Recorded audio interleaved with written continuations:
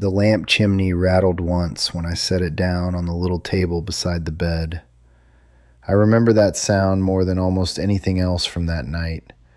Not the singing from earlier, not the wagon wheels in the lane, not even the way my new coat felt too tight across my shoulders after wearing it all day. I remember the glass rattling, and then I remember my wife sitting on the edge of the bed with both hands folded so tight in her lap that her knuckles looked pale. She did not look at me. She looked at the floorboards. And before I could say the first thing I had been told a husband should say, she began to cry. I was 19 years old, and every man around me had told me I was ready to lead a home. But that night, I learned that leading was not the same thing as going first. My name is Jonas. I am a husband, a father, and the head of a household in an old order Amish community. I share these stories because there are things a man can only understand after he has lived long enough to see what his younger self did not know. If this story brings back a memory of your own first night in a new home, or the first time you realized you were not as ready as people said you were, I would be glad to hear it in the comments.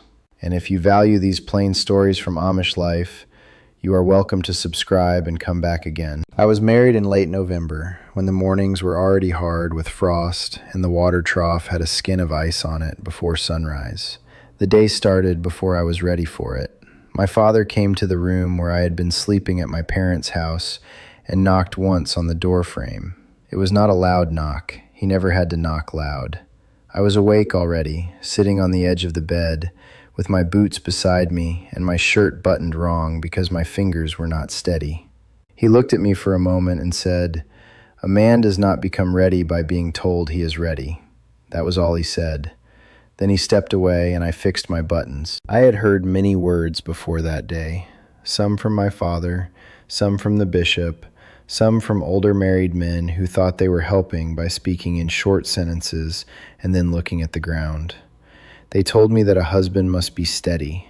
They told me a wife looks to her husband. They told me a house needs a head, the way a team of horses needs the lines held with firm hands. They told me not to be childish. They told me not to bring my boyish ways into a marriage. I listened to all of it.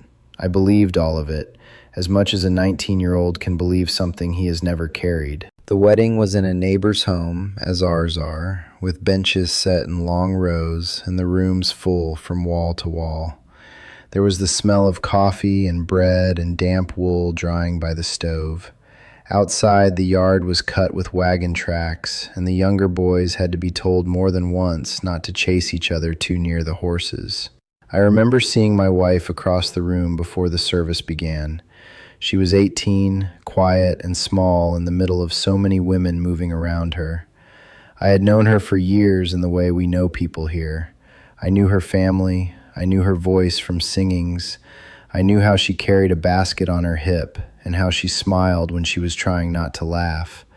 But I did not know what she was afraid of. After the meal, after the visiting, after the long hours where everyone seemed to know what came next except me, we went to the small place that had been prepared for us. It was not much. 2 rooms for the first winter, attached to an older part of a house owned by family. A stove, a bed, a table with 2 chairs, a washstand, a shelf with dishes that had been given to us by women who had saved them from their own early years. There were 2 quilts folded at the foot of the bed, one blue and one brown, and a small wooden box where my wife had put her things. I remember standing inside that door after it closed behind us. The quiet was so sharp it felt like something pressing on my ears. All day there had been voices, dishes, horses, footsteps, children, hymns. Then there was only the stove ticking and my own breathing. I thought of what the men had told me. Be steady, be firm, say the prayer, set the tone. Do not make her carry what is yours to carry. Lead. That word had been put in my hands like a tool, but no one had shown me the weight of it. So I took off my hat and set it on the chair. I hung my coat on the peg. I tried to move slowly because I thought slow movement would look like calm. My wife untied her bonnet strings and I saw her fingers shake. At first I thought she was cold. The fire had not taken well yet, and the room still held the chill of the walls. I said, "I'll put another stick in." My voice sounded strange to me, deeper than it felt inside my chest. She nodded but did not speak. I crossed to the stove and opened the little iron door. The room glowed orange for a moment. I put in a split piece of maple, shut the door, and turned back. She was sitting on the edge of the bed then. Her shoulders were bent forward. Her hands were folded together. And then the first tear fell straight down onto the dark cloth of her dress. I froze. That is the truth. I did not step forward like a wise husband. I did not know what to say. I had been told to lead, and I had thought leading meant I would have a sentence ready for every moment. But no sentence came. I was 19 years old, standing beside a stove with ash on my fingers, watching my wife cry in the first quiet hour of our marriage. What I felt first was fear.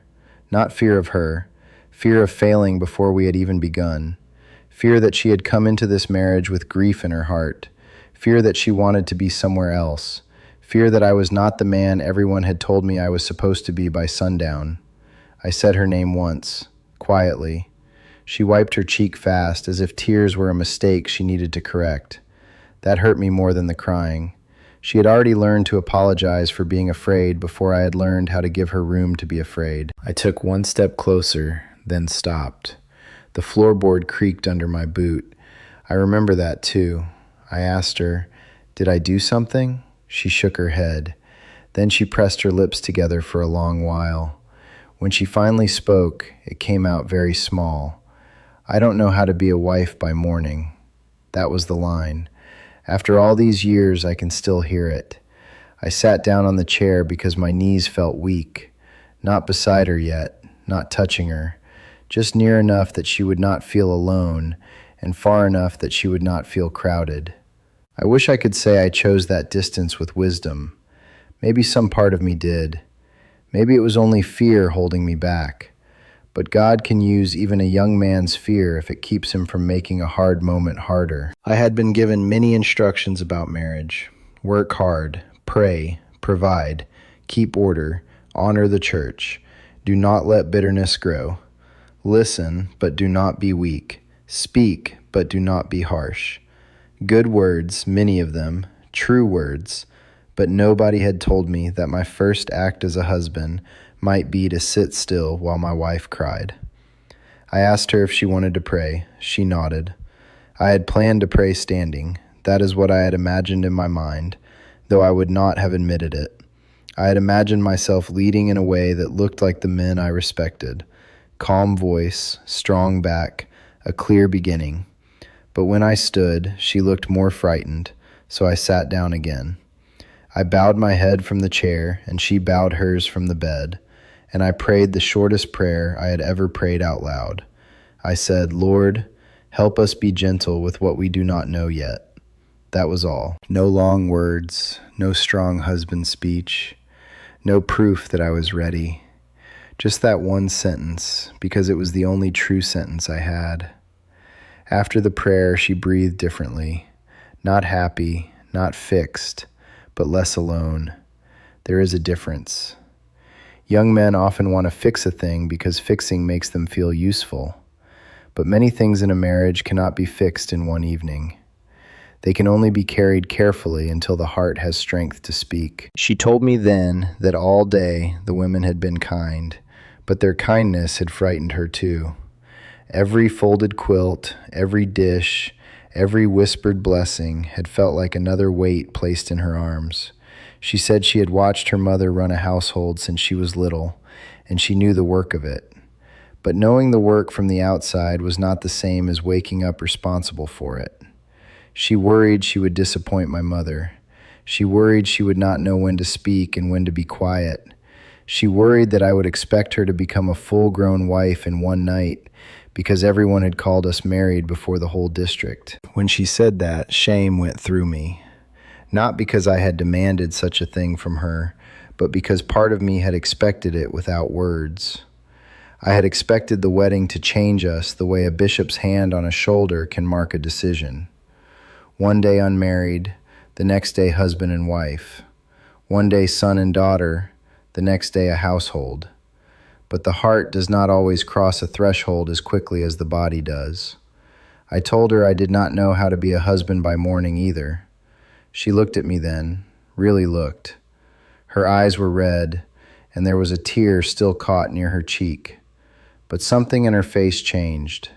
Not relief exactly, recognition. We talked until the fire burned low. Not about everything, not about things that belonged to later days and deeper trust.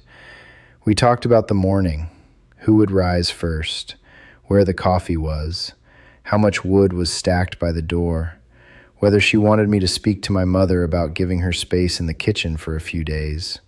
Small things, plain things, but that is where a home begins, not in big speeches, in whether the other person can breathe in the same room with you. Before we slept, I moved the lamp farther from the edge of the table because the chimney had rattled again when the wind came through the frame. She noticed and almost smiled. That almost smile meant more to me than all the handshakes I had received that day. In the morning, nothing looked grand.